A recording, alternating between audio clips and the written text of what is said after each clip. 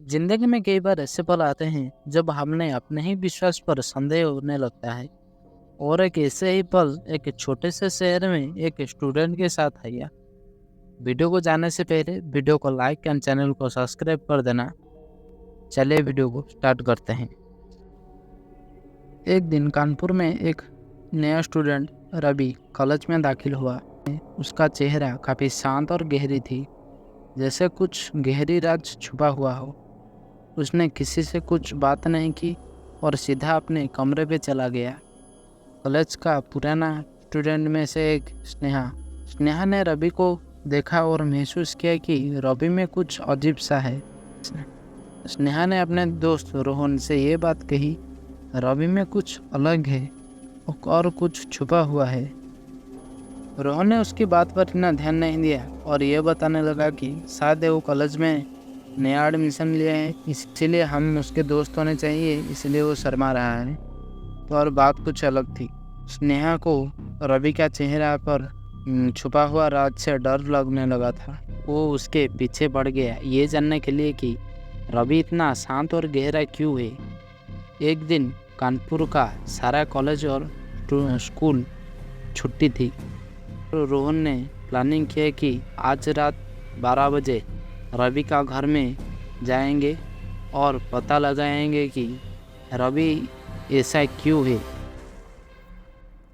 तो रात के 12 बजे दोनों रवि के घर के बाहर घूम रहे थे, ये जानने के लिए कि रवि में ऐसा क्यों छुपा हुआ है, रवि ऐसा क्यों है, रवि ऐसा क्यों बर्ताव करता है। जब उस दोनों ने खिड़की के पास रवि का सारा काम को ध्यान से देख रहा था, रात के करीब 2 बज रहे थे।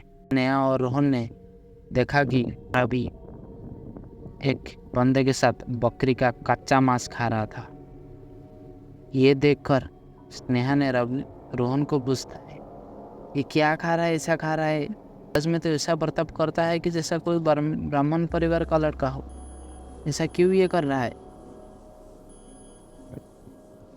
रोहन स्नेहा को बताता है कि तुम चुप हो जाओ, वो सारे बात हमारे सुन लेगी। तो फिर कुछ समय के बाद रवि ने अपना ही हाथ खाने लगा, खच खच खच करके ऐसे अपने दांत से खाने लगा बुरी तरीके से।